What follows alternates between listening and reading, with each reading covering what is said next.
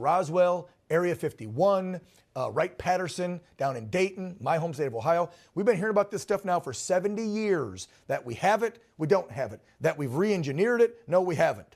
I know you can't talk about much because you're an active member, but just give me a wink. Are we alone? No, we're not. We're not Holy, alone. Wait a minute. Guys, did we just break that? Wait a minute. Is that April Fool's today, Tim? No, it's second. No, we are not alone. We don't make all them movies up just because somebody's creative in Hollywood and knows how to write that crap. They're getting this from somewhere. Let me leave you with this one, Dan. Okay. I was in a meeting, and I'll just leave it at that as a meeting because I have a lot of meetings. Yeah, and if that was allowed to be told in the public, the wheels would come off. They would come off because every detractor was put in their place. I'll just leave it at that. The things that I've seen would keep you up at night. You texted me right after the show that night, Dr. Greer. Right. Do you know what he's talking about, like, specifically? Yeah, I do.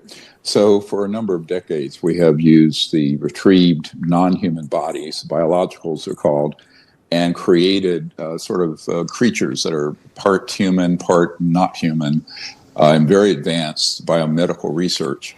And I've known about this since the 90s, and these have been used in covert operations, like the CIA document we have that admits they were using this sort of tech as well as the man-made UFOs to stage and hoax alien abductions and all manner of nonsense.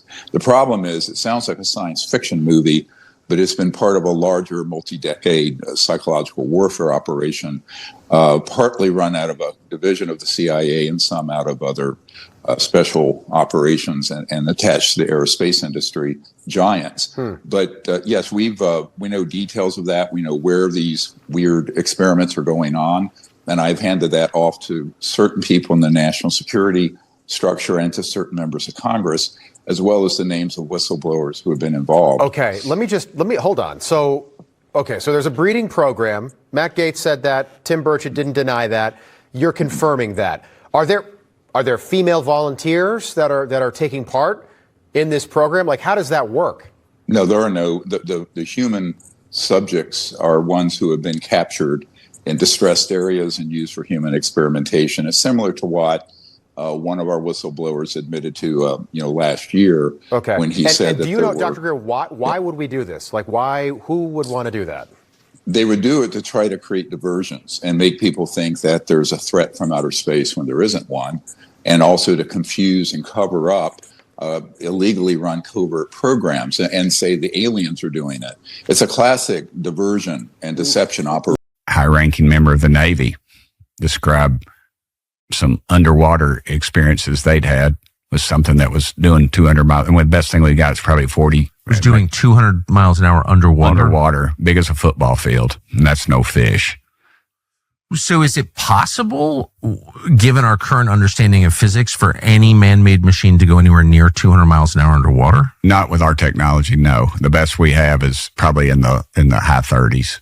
And he was converting it. Of course, knots is what the Navy guys would do, but there's nothing. If I fire a 30-06 or any high caliber rifle underwater, it doesn't go 200 miles an hour. I can probably catch it in the length of a swimming pool or so. Yeah, or it just falls down. Yeah, that's what I'm saying. I mean, it's like. So we've got, and this was described to me in areas, and I was quoted on some. I was just all I do is quote people that have knowledge, but this was one that was. He was talking about there are 5 or 6, I think, deep water areas of the ocean. You've traveled a lot. I have not. There's not a lot of deep water areas around East Tennessee at Fort Loudon Lake or anything, but they're talking miles deep.